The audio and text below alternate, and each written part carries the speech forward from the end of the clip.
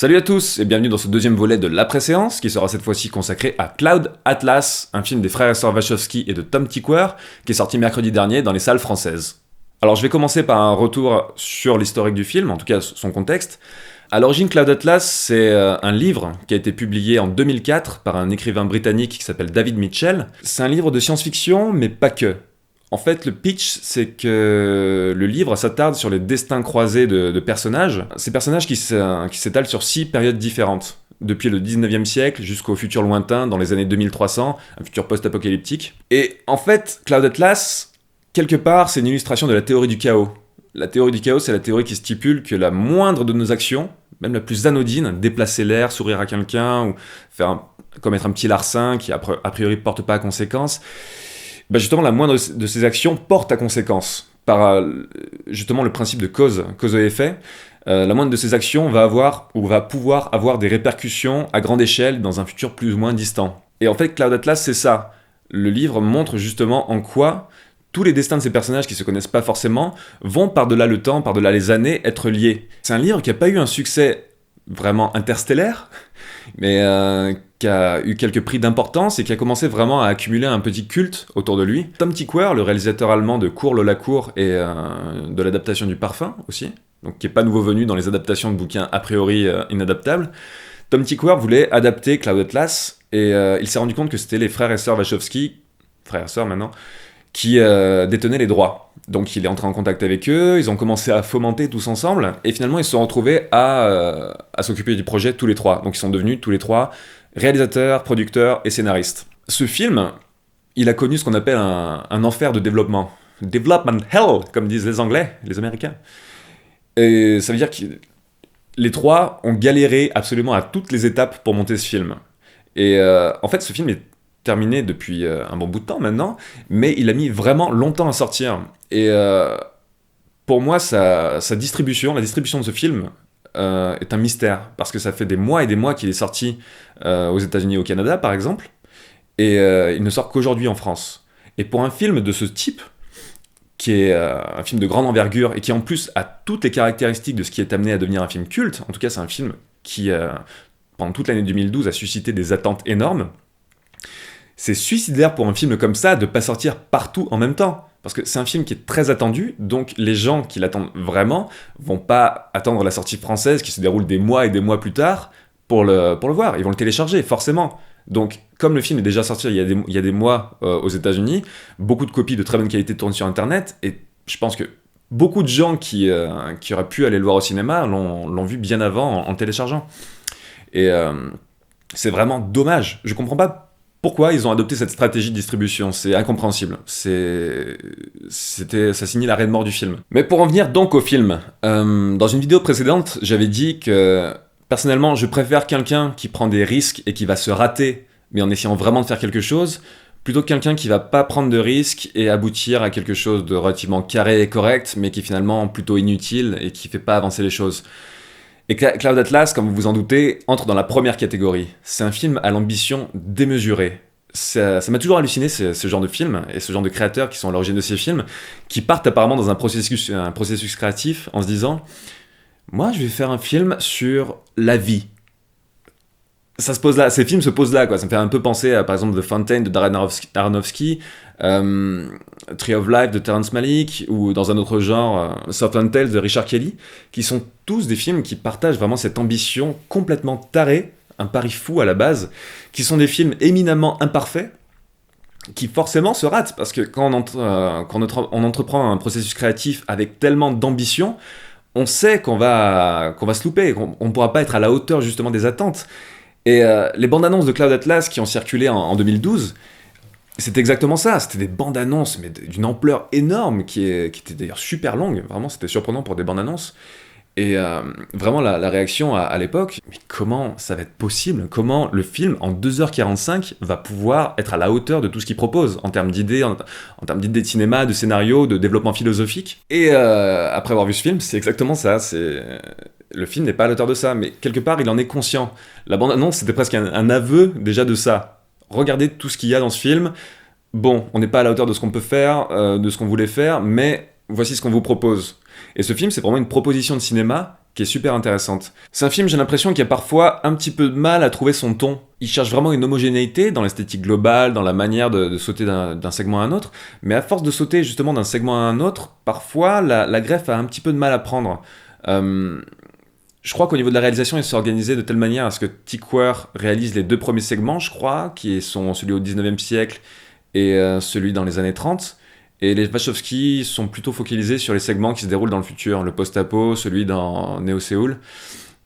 Je suis pas sûr, hein, mais apparemment j'ai entendu dire que c'est comme ça qu'ils se sont organisés. Enfin, c'est pas super important non plus. Mais ouais, j'ai trouvé que parfois le film a un petit peu de mal à trouver vraiment son rythme et son ton à ce niveau. Comme par exemple le moment de la poursuite des scènes d'action à Néo-Séoul, qui sont très ambitieuses. Vraiment très ambitieuse et très intéressante, mais qui arrive presque comme un cheveu sur la soupe dans le contexte du reste du film. Pendant cette séquence, on fait tiens, mais c'est un film d'action, c'est un film d'aventure, qu'est-ce que je suis en train de regarder?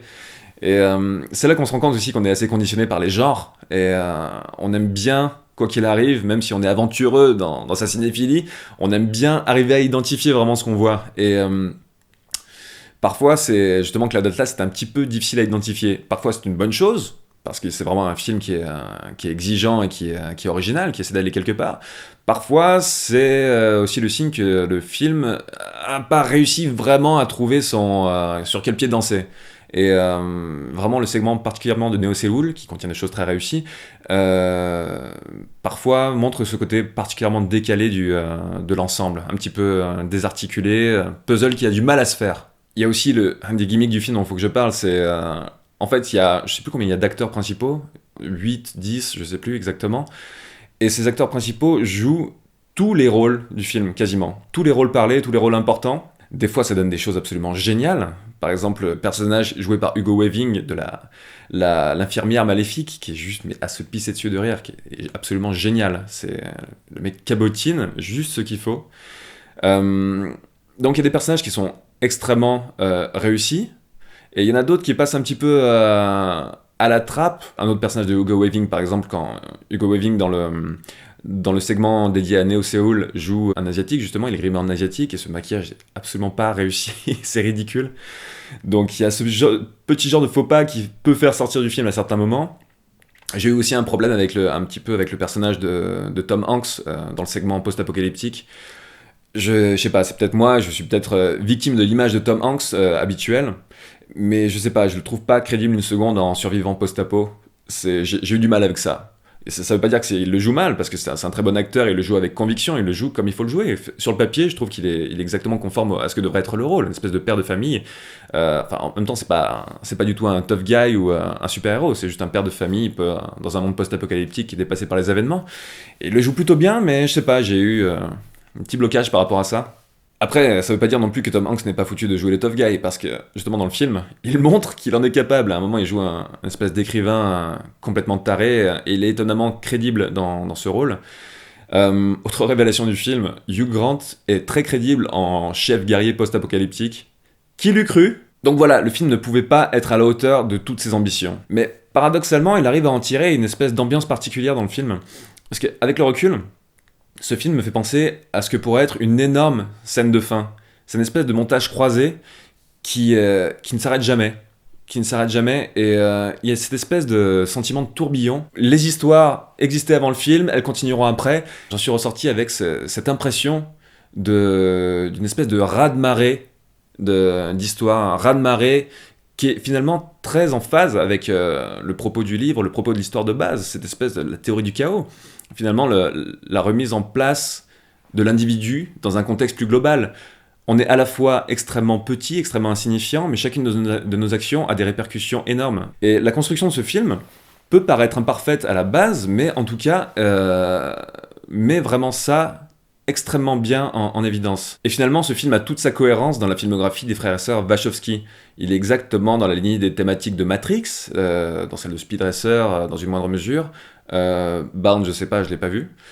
Mais il y a cette thématique vraiment de la prise de pouvoir de l'individu face aux circonstances, aux événements, au pouvoir en place, au conditionnement. Cette espèce de mise sur un piédestal de tout ce qui fait la puissance individuelle. Et au bon sens du terme. chaque goutte d'eau dans l'océan compte autant que l'océan lui-même. Les références à Soleil Vert aussi, le film avec Charlton Heston, Richard Fleischer, je crois. Je sais plus, je crois que c'est ça, réalisé par Richard Fleischer. Ces références sont très bien vues. Au début, c'est plus... la première référence à Soleil Vert est explicite et c'est plus une blague de Jim Broadbent, qui est très très bien vue, d'ailleurs, qui est très drôle. Et après, dans le segment de Neo Séoul, on se rend compte que c'est plus qu'un clin d'œil ou un hommage. C'est vraiment... ce segment de Neo Séoul est calqué sur Soleil Vert. Tout ce que j'ai pu voir ou lire de négatif sur le film, jusque-là, était fondé sur une incompréhension de la démarche du film. J'ai notamment pu entendre que le film était basé sur une idée philosophique qui était stupide, qui était simpliste. Mais enfin, toutes les idées philosophiques sont simples à la base. C'est-à-dire, c'est la liberté, c'est simple. C'est simple comme idée. Après, c'est ses développements et ses tenants et aboutissants qui peuvent devenir complexes et à traiter, justement, qui peuvent être vraiment intéressants. Mais les idées, à la base, sont simples. La plupart du temps, c'est paradoxalement des critiques qui disent que les Wachowski, depuis Matrix, sont sur le déclin, qui mettent Matrix sur un piédestal, mais Matrix était fondé aussi sur une idée extrêmement simple, c'est la prise du pouvoir de l'individu face au système. Et maintenant, ces critiques reprochent à Cloud Atlas d'être fondé sur une idée simpliste, c'est complètement stupide. L'idée de Cloud Atlas de base est très simple, mais c'est son traitement justement qui est original et qui est très intéressant. Et donc je vous enjoins vraiment à voir ce film. Je peux pas vous garantir que vous allez l'aimer, de toute façon je peux pas vous garantir que vous allez aimer quoi que ce soit, mais c'est un film qui mérite vraiment d'être vu. C'est un film important à mon sens, qui obéit pas à une mode passagère, qui obéit pas vraiment à l'esthétique du moment. C'est un film qui n'appartient qu'à lui, dans cette ambition démesurée, un fatras dans lequel vous allez trouver donc du bordel, de l'incompréhension parfois, mais aussi des fulgurances, des images, quelques images magnifiques, des moments d'une justesse totale, quelques acteurs juste géniaux. Enfin, Jim Broadbent, c'est un acteur absolument incroyable qui joue un motherfucker, qui joue un espèce d'enfoiré, capitaine de bateau au 19e siècle, ou un espèce de grand dadais burlesque dans le segment actuel.